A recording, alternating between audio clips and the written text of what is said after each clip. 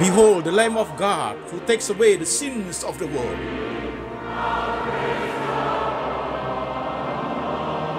Jesus said, I am the way, the truth, and the life. No one comes to the Father but by me.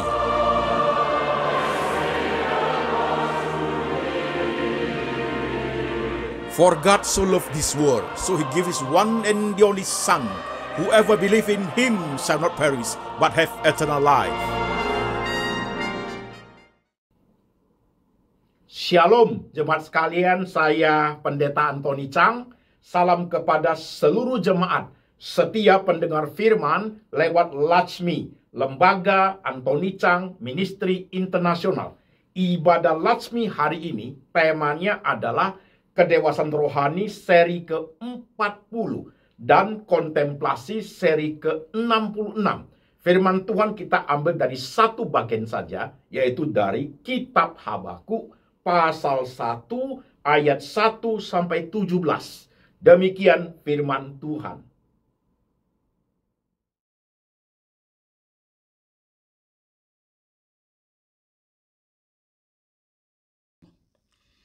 Ucapan ilahi dalam penglihatan Nabi Habakuk.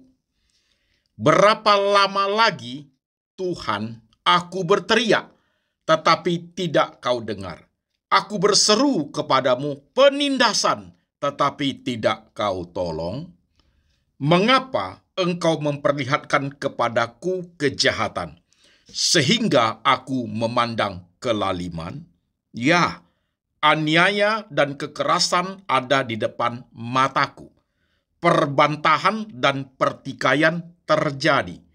Itulah sebabnya hukum kehilangan kekuatannya dan tidak pernah muncul keadilan. Sebab orang fasik mengepung orang benar. Itulah sebabnya keadilan muncul terbalik. Lihatlah di antara bangsa-bangsa dan perhatikanlah. Jadilah heran dan tercengang-cengang, sebab aku melakukan suatu pekerjaan dalam zamanmu yang tidak akan kamu percayai jika diceritakan. Sebab sesungguhnya, akulah yang membangkitkan orang Kasdim, bangsa yang garang dan tangkas itu, yang melintasi lintang bujur bumi untuk menduduki tempat kediaman yang bukan kepunyaan mereka. Bangsa itu dahsyat dan menakutkan. Keadilannya dan keluhurannya berasal daripadanya sendiri. Kudanya lebih cepat daripada macan tutul, dan lebih ganas daripada serigala pada waktu malam. Pasukan berkudanya datang menderap, dari jauh mereka datang, terbang seperti Raja Wali yang menyambar mangsa. Seluruh bangsa itu datang untuk melakukan kekerasan. Serbuan pasukan depannya seperti angin timur, dan mereka mengumpulkan tawanan seperti banyaknya pasir. Raja-raja dicemoohkannya, dan penguasa-penguasa menjadi tertawaannya. Ditertawakannya tiap tempat berkubu, ditimbunkannya tanah, dan direbutnya tempat itu. Maka berlarilah mereka seperti angin dan bergerak terus, demikian mereka bersalah dengan mendewakan kekuatannya. Bukankah engkau, ya Tuhan, dari dahulu Allahku yang maha kudus? Tidak akan mati kami, ya Tuhan. Telah kau tetapkan dia untuk menghukumkan, ya gunung batu. Telah kau tentukan dia untuk menyiksa. Matamu terlalu suci untuk melihat kejahatan, dan engkau tidak dapat memandang kelaliman. Mengapa engkau memandangi orang-orang yang berbuat khianat itu, dan engkau berdiam diri apabila orang fasik menelan orang yang lebih benar dari dia? Engkau menjadikan manusia itu seperti ikan di laut, seperti binatang-binatang melata yang tidak ada pemerintahannya. Semuanya mereka ditarik ke atas dengan kail, ditangkap dengan pukatnya, dan dikumpulkan dengan payangnya. Itulah sebabnya ia bersukaria dan bersorak-sorai. Itulah sebabnya dipersembahkannya korban untuk pukatnya dan dibakarnya korban untuk payangnya. Sebab oleh karena alat-alat itu pendapatannya mewah dan rezekinya berlimpah-limpah. Sebab itukah ia selalu menghudus pedangnya dan membunuh bangsa-bangsa dengan tidak kenal belas kasihan. Amin. Jemaat sekalian, firman Tuhan sudah kita baca, firman Tuhan sudah kita dengar. Sekarang saya mengajak setiap jemaat, mari kita tunduk kepala, kita berdoa. Tuhan Yesus, kami sudah baca firman-Mu. Kami sudah mendengarkan firman-Mu. Sekarang roh Tuhan bekerja, mengurapi hamba-Mu ini, memberi ia hikmat dan bijaksana, boleh menyampaikan firman Tuhan ke dalam bahasa yang gampang dimengerti oleh seluruh lapisan jemaat. Di tengah banyak kehidupan yang kami alami Tuhan, di tengah suka duka yang kami alami, kami ingin tetap iman kami hidup, kami tetap ingin mengerti Tuhan sedalam mungkin. Kuasai hati kami, kuasai pikiran kami, kuasai seluruh kebenaran diri kami Tuhan, supaya iman kami bertumbuh. Kami siap hati, kami siap pikiran, kami siap iman untuk diberkati oleh kebenaran.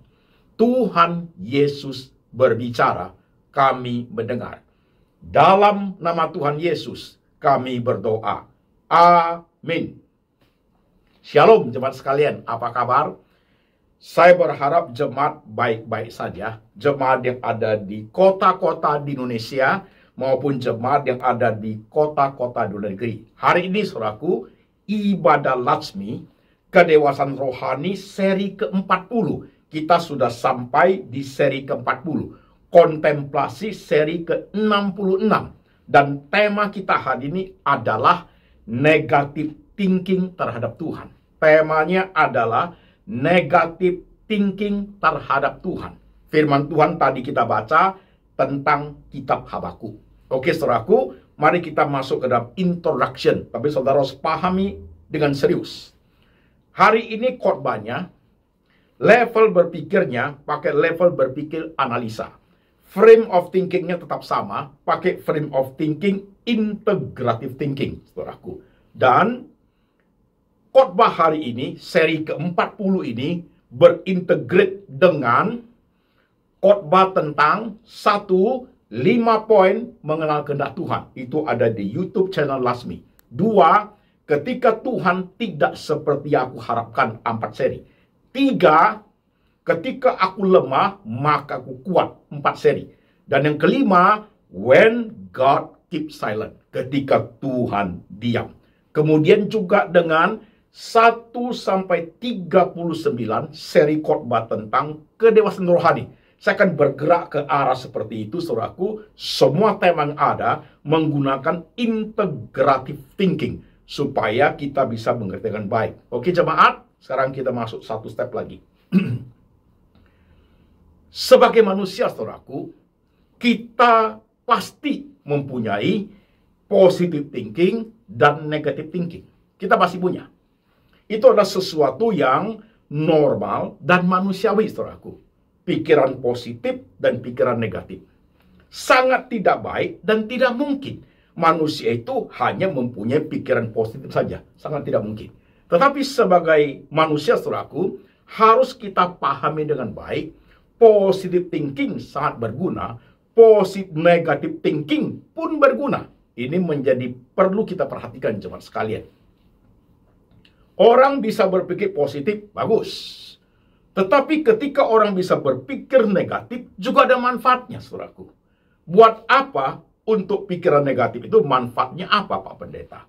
Ketika seseorang berpikir negatif, saudaraku, akan membawa dia kepada suatu kewaspadaan, ketelitian, hati-hati dalam bertindak dan mengambil keputusan. Jadi ketika negative thinking itu sangat menolong kita untuk mawas diri. Itu penting, saudaraku. Tetapi, kalau negative thinking itu berlebihan, saudara sekalian. Negative thinking itu berlebihan sampai over sekali, itu tandanya orang itu sudah sakit. Stres yang berat, stres yang akut, bahkan depresi. Orang seperti itu. Oke, saudaraku. Jadi perhatikan. Yang kita pahami adalah pikiran positif harus ada. Pikiran negatif pun harus ada, saudaraku. Jadi di dalam hal hidup kita sebagai manusia, dua pikiran itu muncul. Pertanyaan berikutnya. Pikiran positif dan pikiran negatif itu dari mana asalnya? Pikiran positif dan pikiran negatif itu adalah hasil daripada pola pikir kita. Hasil dari pola pikir manusia. Tanya berikutnya, kalau demikian, pola pikir manusia itu terbentuk dari mana? 4 poin, cepat sekalian. Perhatikan. Pola pikir manusia itu terbentuk dari poin pertama, pengalaman yang dihidupi. Pengalaman yang kita alami, pengalaman yang hidup itu membentuk pola pikir kita. Poin kedua, saudaraku, education. Pendidikan itu membentuk pola pikir kita. Sejak dari kecil, di mana saudara dididik, pendidikan, the first education is from home. Dari rumah kan, saudaraku. Pendidikan dari orang tua, pendidikan dalam rumah, pendidikan lewat sekolah, pendidikan lewat gereja, itu membentuk pola pikir kita. Yang ketiga, lingkungan sosial kita. Dengan siapa kita bergaul, dengan siapa kita bersahabat, dengan siapa kita berteman, kita hidup di daerah yang mana, yang lingkungan seperti apa, tanpa kita sadari, secara otomatis itu membentuk pola pikir kita, saudara sekalian. Yang keempat, budaya, culture. Budaya itu peranannya membentuk pola pikir sangat besar. Bahkan dalam budaya itu ada superstitious, ada tahyul. Itu juga membentuk pola pikir kita. Ya, saudara perlu perhatikan dengan baik. Pola pikir terbentuk karena 4 poin itu, saudaraku. Oke? Itu yang terjadi dalam hidup kita sehari-hari. Alangkah baiknya, ketika anak-anak kita masih kecil, kita bawa ke sekolah umum, kita bawa ke sekolah minggu di gereja, biar dia terbentuk pola pikirnya. Dia menyerap ada lingkungan yang rohani, menyerap ada kehidupan yang baik, menyerap ada pendidikan baik. Itu bagus, saudaraku. Itu akan membentuk pola pikir yang very good. Sampai anak itu dari anak kecil, remaja, pemuda, dewasa, sampai menjadi tua. Sayangnya di antara kita tidak punya kesempatan seperti itu. Sama seperti saya. Contohnya seperti saya. Saya bertobat umur 26 tahun, saudaraku. Di bawah 26 tahun, pola pikirnya kayak apa? Terbentuk dari di mana aku hidup, di mana keluargaku hidup. Terbentuk begitu. Puji Tuhan ketika percaya, kebenaran itu mempengaruhi pola pikir. Sehingga diformat oleh kebenaran itu menjadi baik, saudaraku. Oke? Sekarang satu step lagi, saudaraku. Tentang pikiran negatif itu, kita bisa berpikir negatif terhadap diri kita sendiri, kita bisa berpikir negatif terhadap orang lain, dan kita juga bisa berpikir negatif terhadap Tuhan. Nah, poin hari ini kita persempit. Jadi kita bahas tentang negative thinking terhadap Tuhan. Konteksnya itu. Negative thinking terhadap Tuhan. Saudara perlu pahami. Perikop yang kita baca tentang Habakuk itu nanti kita explore dari situ. Oke? Sekarang satu step lagi. Saudara harus menyimak. Saudara sekalian, bagaimana sih Pak Pendeta negative thinking itu? Saya kasih pertanyaan. Saudara pernah negative thinking terhadap Tuhan? Coba jawab. Saudara pernah negative thinking terhadap Tuhan? Mungkin jemaat akan bertanya, Pak Pendeta, negative thinking itu seperti apa sih? Saya akan gunakan cara lain untuk menstimulan pikiran saudara. Dengan pertanyaan ini. Jemaat sekalian, pernah engkau kecewa sama Tuhan? Pernah kamu sakit hati sama Tuhan? Pernah kamu merasa Tuhan tidak fair? Kamu pernah merasa Tuhan tidak peduli engkau? Pernah? Apa yang kamu alami? Jadi saudara sekalian, negative thinking itu muncul secara otomatis, secara naluri dalam diri kita, saudara, ketika kita menghadapi hal-hal yang problemnya besar, ketika menghadapi sesuatu yang kita ingini tidak tercapai begitu. Contoh Habakuk tadi. Habakuk, saudara sekalian, dia melayani bangsa Israel di tengah-tengah bangsa itu dijajah oleh bangsa lain, suku Kasdim. dijajah oleh suku itu.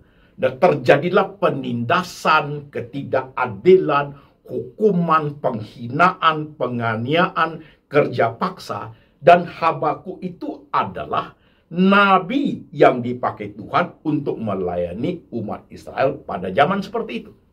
Pasti dia mengalami berbagai problem, saudaraku. Lihat umat Tuhan ada yang disiksa, dibunuh, diperlakukan tidak fair, sekalipun benar, tidak diperlakukan dengan adil. Nabi ini pun sudah berteriak. Nabi itu sudah berdoa. Bahkan dia melihat umatnya kenapa diperlakukan seperti itu. Sebagai nabi di tengah-tengah umat, dia pun bingung, saudaraku. Kenapa Tuhan tidak turun tangan? Kenapa Tuhan tidak bela umatnya? Di tengah masalah yang sebesar itu, saudara sekalian, muncul pikiran negatif dari Nabi Habakuk. Maka ayat tadi kita baca, ke saudara teliti, saudara akan melihat. Lihat kalimatnya. Berapa lama Tuhan aku berteriak minta tolong kau tidak dengar. Hukum sudah terbalik. Keadilan tidak muncul. Orang benar diperlakukan tidak fair. Aku berteriak, mengapa engkau tidak tolong? Mulai muncul pikiran negatif Habakuk, saudaraku. Bahkan saudara baca seterusnya ayat itu, luar biasa. Matamu terlampau suci untuk melihat kejahatan. Sepertimu sudah mau mengajari Tuhan, saudaraku. Sampai dia mengatakan, manusia itu seperti ikan. Ayat itu ya. Manusia itu seperti ikan yang tidak ada pemerintahannya. Kalau manusia seperti ikan, pemerintahan siapa? Manusia itu yang cipta siapa? Tuhan. Kalau diumpama seperti ikan, mana penciptanya? Manusia itu seperti ikan yang tidak ada pemerintahnya. Jadi orang-orang jahat itu sesuka hati menggunakan kail untuk mengangkat ikannya. Diperlakukan apa saja. Tanpa Habakuk sadari atau tidak, saudaraku, negatif thinkingnya muncul. Mulai menggunakan kalimat-kalimat yang mempunyai implicit meaning, Tuhan kamu tidak peduli. Itu kan ciptaan you. Kenapa orang jahat sesuka hati memperlakukan mereka? Negatif thinkingnya Habakuk muncul, saudaraku. Muncul. Oke, ini yang perlu kita paham untuk sementara ini. Nah, sekarang kita lanjut, saudara sekalian. Tentunya, negatif thinking yang muncul dalam pikiran kita, saudaraku, itu muncul pada saat kita menghadapi something dalam hidup kita.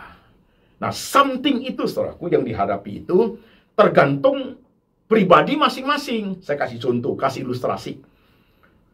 Businessman yang berdagang dengan modal 100 juta, kalau dia rugi 1 juta, 2 juta, itu tidak akan menimbulkan negative thinking kepada Tuhan. Tidak akan. Dia akan berpikir, ini resiko yang harus ditanggung, ini mungkin kesalahan, ini suatu ujian, suatu cobaan, dia mengerti begitu. Tetapi kalau pengusaha yang 100 juta modalnya, dia rugi, bahkan modalnya habis 75%. Atau modalnya paidik, modalnya menjadi zero, menjadi nol, saudaraku, negatif thinking itu muncul. Satu pribadi dengan pribadi lain, tingkat kesulitan dihadapi tidak sama. Tapi bisa memunculkan negatif thinking. Saudara paham? Oke? Pelan-pelan menyimak, saudaraku. Paham? Sekarang, negatif thinking kepada Tuhan. What should we do? Jikalau muncul hal seperti itu. Dan jangan bilang itu tidak harus terjadi, saudaraku. Tokoh-tokoh di Alkitab banyak. Contoh Yunus, iya. Yunus lihat itu. Dia berpikir kepada Tuhan itu seperti apa. Jadi saudara sekalian, bagaimana reaksi kita sebagai anak-anak Tuhan, sebagai orang percaya, ketika masalah besar itu menghimpit. Ya contohlah, kematian suami. Suami tidak setia. Tiba-tiba sakit berbahaya dan orang kita sayang itu meninggal. Yang kita jalani hidup sudah benar, tertimpa bencana. Kita diperlakukan orang tidak adil begitu, sehingga harus meringkuk dalam penjara. Peristiwa yang besar terhadap diri kita masing-masing itu, tanpa kita sadari, secara otomatis kita berpikir, Tuhan kok begitu? Kok itu terjadi sama saya? Kok kamu tidak peduli? Bukankah aku adalah milikmu? Bukankah engkau sudah mati buat aku? Kenapa seolah-olah kamu tidak memperhatikan? Itu negative thinking itu muncul, saudaraku. Lihat itu orang jahat memperlakukan aku seperti itu. Kenapa kamu tidak turun tangan, Tuhan? Itu muncul, saudaraku. Oke, pelan-pelan di poin ini. Saya ingin jemaat benar-benar aware dalam hal ini. Ini masalah rohani yang serius sekali, jemaat sekalian. Negative thinking terhadap Tuhan. Apa masalah yang kamu hadapi hari ini? Jangan bilang tidak loh. Saya merasa pernikahan suatu hal yang gak perlulah Pak Pendeta. Kenapa? Menikah juga dapat suami seperti itu buat apa? Tuhan berilah yang baik, kenapa yang begini modelnya? Saya rasa hidup ini membuat apa? Orang yang saya sayang pun sudah tidak ada. Tuhan sepertinya tidak menjaga saya, Pak Pendeta. Saya hidup, kerja, punya anak. Suami menikah hanya berapa tahun, suami pergi begitu saja. Apa fairnya hidup ini, Tuhan? Salah saya apa? Saudara, itu terjadi kepada hidup kita secara pribadi loh. I don't know you. Tapi khotbah hari ini akan membawa saudara kepada you concern kepada masalah yang kamu hadapi yang berat itu, saudara sekalian. Yang berat itu, sakit pun bisa. Negatif thinking-kah engkau kepada Tuhan? Jadi saudara sekalian, kalau negatif muncul bagaimana? Jangan sampai negatif thinking itu berlarut-larut. Kalau negatif thinking itu berlarut-larut, saudaraku, over, berlebih-lebihan, saudaraku, itu habis. Iman orang itu habis. Kalau negatif thinkingnya berlarut, saudara sekalian, dia bisa menjadi negatif thinking terhadap diri, negatif thinking terhadap Tuhan, dan negatif thinking kepada sesama. Orang itu sudah sakit jiwa, saudaraku. Sakit jiwa. Itu loh. Hati-hati, men. Hati-hati. Dengar khotbah yang teliti. Orang yang selalu pikirnya penuh dengan negatif. Ya. Over negatifnya. Bahkan positifnya sangat minim, saudaraku. Apapun dia curiga, apapun dia negatif, itu orang sakit, saudaraku. Sakit. Ya pasti menyangkut masalah kejiwaan, sudah pasti. Jadi how? Bagaimana Pak Pendeta? Ketika masalah yang besar saya hadapi itu, dia muncul secara otomatis dan manusiawi sekali. Negatif thinking saya terhadap Tuhan itu muncul. What should I do? Nah, dengarkan khotbah ini. Saudara sekalian, yang saya ajarkan selama ini sudah sampai 40 seri kedewasaan rohani itu. Kontemplasi sudah sampai 66 seri. Masih ingat, Alkitab adalah basic dasar. Setelah kita percaya dari Alkitab ini, saudaraku, muncul berapa arah. Arah yang di atas 2 poin. Masih ingat?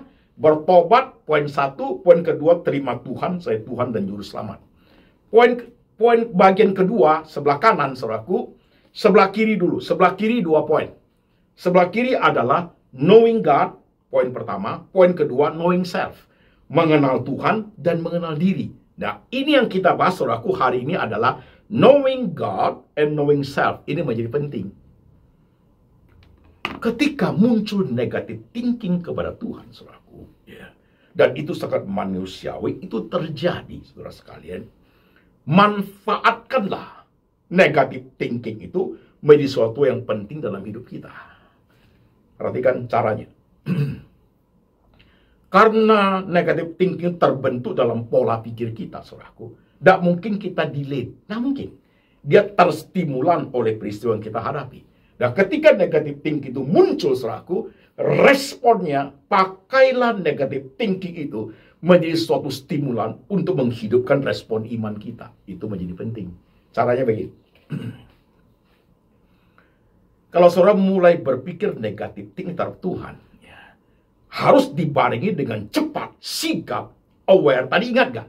Negatif thinking itu manfaatnya apa? Bisa peka, bisa waspada, bisa teliti, bisa analisa. Gunakan itu. Ketika negatif itu muncul, saudaraku, cepat respon imannya juga muncul.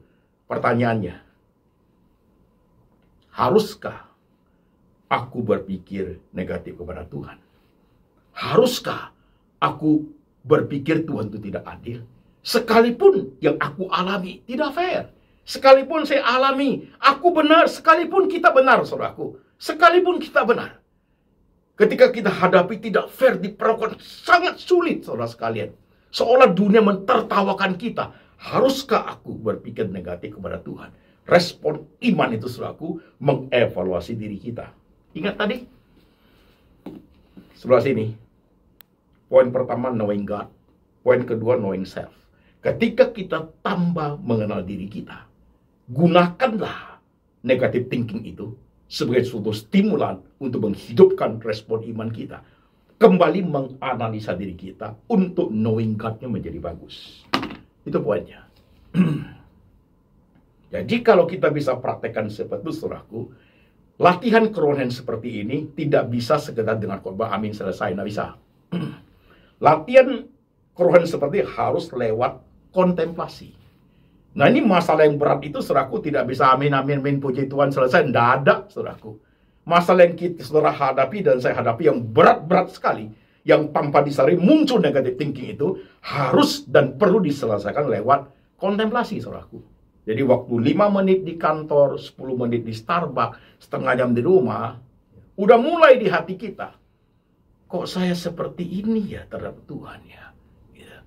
Itu kontemplasi. Tidak benar ini saya. Ini nih, negative thinking itu muncul, respon imannya mempengaruhi dia. Tidak boleh seperti itu saya. Sekalipun saya hadapi itu sampai bagaimanapun, gitu. Saya harus tetap memahami Tuhan. Understanding God. Knowing God-nya harus bagus. Itu rohani, saudaraku. Itu rohani. Lihat itu, Habakuk. Negative thinking-nya muncul, Tuhan begini, begini, begini. Tapi dia masih mempunyai respon iman yang bagus. Pasal 2 kalau saudara baca, kelihatan itu. Ayat 1 aja kelihatan. Aku mau berdiri di menara Tuhan. Aku mau menanti-nantikan jawaban Tuhan atas doaku. Masih positif. Masih punya respon iman yang baik. Sekalipun dia berpikir negatif tentang Tuhan, dia masih mau menunggu jawaban Tuhan. Good terhadap masalah yang dia hadapi. Begitu, saudaraku. Itu good point. Itu respon imannya bagus. Itu dia. Saudara sekalian, apapun yang kita hadapi hari ini, saudaraku, dalam diri kita ini, kita minta Tuhan tolong kita. Kita baca kebenaran, baca Alkitab. Tuhan Roh Kudus, tolong kita. Celikkan mata kita. Ajar kita mengerti kebenaran. Lewat proses kontemplasi, saudaraku, makin lama makin rohani. Makin lama makin rohani. Orang lain tidak bisa bantu kita, saudara sekalian. Orang lain hanya prihatin, ikut nangis, ikut sedih, empati. Orang-orang paling dekat, keluarga, orang kamu cinta, paling dia ikut menangisi apa yang kamu alami. Tapi dalam dunia kerohanian kita, saudaraku, ketika berinteraksi dengan Tuhan, saudaraku, Tuhan, kenapa aku berpikir seperti terhadap Engkau? Rohani saudara bergerak. Benarkah aku harus bersikap seperti kepada Tuhan? Akhirnya ketika saudara kontemplasi yang lama, saudara akan melihat ada something wrong dalam hidup saya. Ada something wrong dalam cara berpikir saya. Tuhan Yesus, ajarku untuk mengerti dengan baik apa yang saya alami itu. Apa yang kamu mau dalam hidupku. Try to understand God. Ya, untuk mengerti Tuhan. Saudara ingat khotbah seri yang kemarin-kemarin itu? Tentang blaming God, menyalahkan Tuhan. Tentang khotbah yang kemarin. Masih ingat, saudaraku? Ya, saudara harus pahami betul. Masih ingat tentang 5 poin mengenal kehendak Allah? Masih ingat khotbah tentang ketika Tuhan tidak seperti aku harapkan? Nah, terjadi yang kita ingini. Masih ingat tentang khotbah kebenaran, ekspektasi, dan realita. Kebenaran bicara apa? Ekspektasi pengharapan kita kayak apa? Realita yang terjadi kayak apa? Bagaimana kita meresponinya? Itu khotbah hari ini, saudaraku. Khotbah hari ini. Integrate semua, jemaat sekalian. Memang tidak mudah. Tapi setiap kita dengan persoalanmu dan persoalanku yang paling pahit, yang dirasa paling tidak fair, hanya bisa diselesaikan lewat dunia kontemplasi, berinteraksi dengan Tuhan, memahami diri, makin mengenal diri kita. Saya kalau begini-begini, pikiran begini muncul, Pak Pendeta, harusnya aku bagaimana? Kita harus sudah sigap terhadap diri kita. Tambah lama, tambah kenal diri. Saya bisa muncul pikiran ini, pikiran seperti ini, Tuhan. Bagaimana seharusnya ya Tuhan? pikiran negatif itu bisa dimanfaatkan, saudaraku. Karena dia tidak bisa di-delete, tapi dia bisa dimanfaatkan. Untuk apa? Untuk pertumbuhan kerohanian kita. Good point. Saudara nangkap poin saya? Khotbah ini hari tidak panjang. Karena susah, perlu 1-2 poin saja untuk saudara dalami, saudara contemplate, saudara mikirin malam-malam. Iya Pak, saya hadapi problem seperti ini. Sudah banyak sekali pikiran saya terhadap Tuhan itu yang enggak Pak Pendeta. Yang enggak pikiran saya. Bahkan penuh perhitungan dengan Tuhan. Sudah uring-uringan saya dengan Tuhan Pak Pendeta. You sudah hati-hati saudaraku. Kalau negatif itu sudah berlebihan, negatif thinking itu saudara, sudah over saudara sekalian, saudara sakit loh. Secara mental saudara sakit. Bahaya itu saudaraku. Bahaya itu. Orang yang stres berat, orang depresi berat, semua lingkungan, orang apapun, gerakan dari luar diri kita, dia translate sebagai negatif. Itu begitu. Itu orang sakit jiwa. Kenapa you ketemu orang gila, dia mau pukul you? Karena senyummu aja dia translate sebagai negatif, maka dia pukul kamu. Itu orang sakit jiwa, saudaraku. Kalau dia over itu, jadi begini modelnya. Sekalipun kita masih bisa kerja, masih punya suami, punya istri, kita hidup, kita dagang, kita kuliah, kita sekolah, tapi pikiran negatif itu menghantui hidup kita, saudaraku. Ya, semuanya kita pikir negatif, itu artinya kita sakit. Sakit kita, jemaat sekalian. Dengar khotbah saya. Sakit kita. Maka perlu kehati-hatian dalam melanjutkan hidup ini, saudaraku. Kebenaran itu bukan sekedar diamini. Kebenaran itu perlu dipahami dengan baik. Perlu suatu self-evaluasi terhadap diri sendiri. Ada something tidak beres dalam hidup saya. Baik mengenai hatiku, baik mengenai pikiranku. Jika lo sudah muncul hati seperti ini, muncul pikiran seperti ini, what should I do, Lord? Saya harus bagaimana, Tuhan? Ajarku Tuhan Yesus. Ini Habakuk tadi itu loh. Ketika dia berdiri di menara Tuhan, Tuhan singkapkan kepada dia semua. Pasal 3 itu. Orang-orang jahat itu akan mendapat hukuman seperti apa. Maka di dalam penjelasan seperti itu, saudara baca di pasal 3 terakhir, Habakuk ngomongnya apa? Sekalipun, dia udah pakai kata sekalipun. Sekalipun pohon ara tidak berbunga, pohon zaitun tidak ini, tidak itu, kambing, lembu, sapi terhalau dari kandang, apa-apa tidak menghasilkan, tapi aku mau beria-ria di dalam Tuhan. Sudah muncul pemahaman dia tentang Tuhan itu. Sekalipun yang dia lihat tidak cocok dengan hatinya. Sekalipun yang dilihat tidak pas sesuai keinginannya. Sekalipun yang dilihat itu mengecewakan. Tapi dia sudah belajar untuk memahami Tuhan, saudaraku. Dia belajar mengerti. Dia belajar dari negatif thinkingnya bahwa seharusnya dia tidak boleh begitu terhadap Tuhan. Tuhan masih jauh lebih bijak, lebih tahu segala daripada dia. Maka dia mengatakan, aku akan beria-ria dalam Tuhan. Sekalipun yang saya lihat, yang saya alami, yang saya jalani, tidak seperti yang aku mau. Saudara bisa? Khotbah hari ini tidak gampang, saudaraku. Tapi kita harus masuk ke area seperti itu. Karena sudah sampai di seri kedewasaan rohani sudah 40. Tambah lama tambah sulit, saudara sekalian. Tapi kita harus masuk. Saya tidak mau khotbah yang gampang buat you. Nggak bisa. Karena saudara sudah ikuti khotbah saya sekian lama. Kemarin saya ada baca satu respon di YouTube channel. Pak Antoni, saya mendengar khotbah Bapak itu sejak tahun 2003. Itu sudah 22 tahun lalu dia mendengar khotbah saya sampai hari ini, saudaraku. Saya minta nomor WhatsApp-nya. Saya ingin add dia punya nomor di nomor WhatsApp pribadi saya. Saya senang, saudaraku, dengan jemaat sudah ikuti sejak tahun 2003, Pak Pendeta. Very good. Dan saya ingin tahu, you ikut khotbah saya selama 22 tahun. Kerohanian kamu seperti apa hari ini? Oke, jemaat. Lihat satu persatu hidup saudara masing-masing. Negative thinking itu bisa muncul anytime, anywhere. Ketika masalah yang paling berat itu terjadi, saudara sekalian.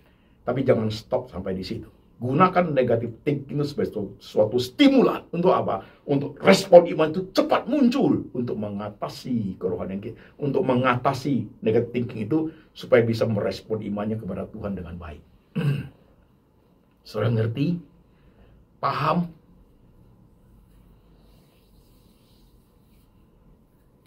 Sebenarnya hidup ini, saudara sekalian, senyum, tawa, air mata, kesedihan, semua dipakai Tuhan. Tapi sayangnya, tidak semua anak Tuhan mampu memanfaatkan semua itu dengan baik, saudaraku. Jikalau kita mampu memanfaatkan semua itu dengan baik, saudara sekalian, kita benar-benar punya kerohanian sangat besar. Kita punya kerohanian dalam memahami Tuhan. Dan Tuhan ingin sekali, lewat semua cara membentuk kita, lewat semua dimensi kehidupan, membawa kita makin lama makin understanding God. Oke? Yang masih muda, sebaya, yang sudah tua, yang businessman, yang rumah tanggamu amburadul, ada sesuatu dalam hidupmu yang sudah sekian lama kayak Habakuk tidak tercapai. Berapa lama aku harus menunggu Tuhan? Kenapa you seperti ini Tuhan? Umat Israel itu negatif thinking kepada Tuhan itu luar biasa loh.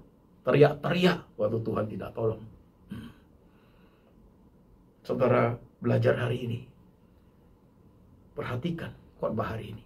Dengan teliti. Using your mind. Using your heart. Using your faith, saudaraku. Using your spiritual quotient.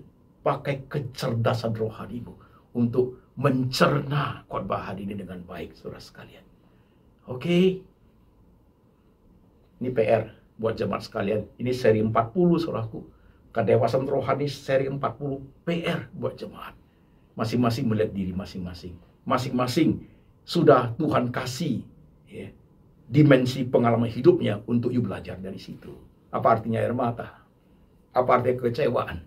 Apa artinya tidak fair? Apa artinya tidak adil?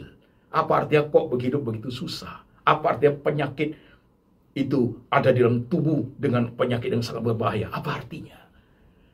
Haruskah aku komplain kepada Tuhan? Haruskah aku berteriak, Tuhan engkau tidak adil? Haruskah aku bilang, Tuhan engkau tidak fair? Haruskah aku bilang, Tuhan you tidak jaga saya? Haruskah aku bilang, Tuhan kau tidak peduli aku? Kalau tidak harus seperti itu, lantas bagaimana? Jawaban itu akan ada, muncul dalam dunia kontemplasi saudara. Oke? Kontemplasi yang ke-66. Praktekkan itu. Biar firman hari ini meneguhkan iman jemaat ke dalam suatu kedewasaan rohani yang makin hari makin mendalam. Mari jemaat kita tunduk kepala. Saudara-saudara sekalian, firman hari ini tidak semudah yang kita pikir. Ketika persoalan datang, keinginan ekspektasi tidak menjadi realita yang baik. Ketika masalah yang berat menimpa, sesuatu yang kita ingin tak tercapai, suatu pengharapan yang sangat berharap pada Tuhan tidak terjadi.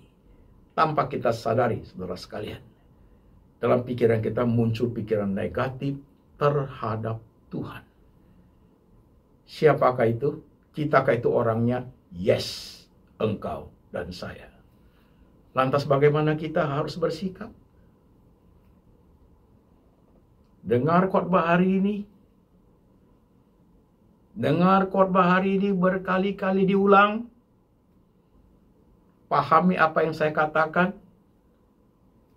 Manfaatkan pikiran negatif itu untuk evaluasi diri. Manfaatkan pikiran negatif itu untuk menstimulan respon imanmu muncul. Sehingga engkau bisa melihat kebesaran Tuhan di tengah semua kehidupan ini. Seperti Habakuk. Tuhan, hamba berdoa untuk setiap umatmu yang kepalanya tertunduk hari ini. Besar kecil, tua muda, pintar kaya, miskin bodoh, terpelajar maupun tidak terpelajar. Hamba Tuhan, diaken, majelis, jemaat. Mereka yang sukses, mereka yang tidak sukses. Mereka yang ada di penjara. Mereka yang berbuat dosa, mereka tenggelam dalam kesulitan yang amat besar. Mereka kehilangan segala-galanya dalam hidup. Kadang dalam pikiran umat seperti Tuhan, muncul pikiran negatif terhadap engkau. Ajar kami Tuhan Yesus, melihat semua itu dengan mata iman yang jernih. Urapi setiap kami Tuhan Yesus. Di tengah kenyataan hidup, kami masih bisa melihat kebesaran-Mu. Di tengah air mata yang harus turun Tuhan, di tengah rasa kecewa yang besar, kami ingin melihat kemuliaan Tuhan. Di tengah hidup yang tidak fair, kami ingin tetap melihat Tuhan itu adil dan fair. Di tengah hidup yang tidak menyenangkan, kami ingin melihat hidup sebagai anak Tuhan amatlah menyenangkan. Ajar kami Tuhan untuk punya rohani seperti itu. Di tengah badai dunia ini, di tengah laut yang bergelora, di tengah hiruk pikuk dunia yang penuh panggung sandiwara, supaya kami memahami Tuhan yang hidup itu sedang bekerja, sedang berkarya. Tolong kami ya Tuhan. Tolong kami ya Tuhan. Tolong kami ya Tuhan. Sekalipun hidup kami tidak sukses, sekalipun banyak hal yang kurang dalam hidup kami, sekalipun banyak hal yang ambisi kami yang tidak tercapai, sekalipun orang memperlakukan kami tidak adil, sekalipun kami tidak disayang oleh keluarga, sekalipun suami tidak sayang, sekalipun istri tidak setia, sekalipun rumah tangga harus hancur. Ajar kami melihat Kau tetap Tuhan yang baik. Ajar kami melihat Tuhan tidak pergi dari kami. Ajar kami melihat kebesaran-Mu, keagungan-Mu selalu menaungi kami ya Tuhan. Beri kami respon yang baik terhadap semua realita kehidupan ini ya Tuhan. Berkati jemaat ya Tuhan Yesus. Teguhkan iman jemaat ya Tuhan Yesus. Letakkan tangan-Mu di pikiran mereka. Letakkan tangan-Mu di hati mereka. Materaikan firman hari ini sebagai berteguh hidup bersama dengan Tuhan, dan berkat ini turun atas jemaat. Kasih dari Allah Bapa turun atasmu, dan Yesus Kristus Gembala yang baik pemelihara jiwamu, dan Tuhan Roh Kudus mengingatkan engkau akan kitab suci, hidup seturut dengan firman sampai selama-lamanya, sampai Tuhan datang kembali menjemput setiap yang percaya. Dalam nama Tuhan Yesus. Amin.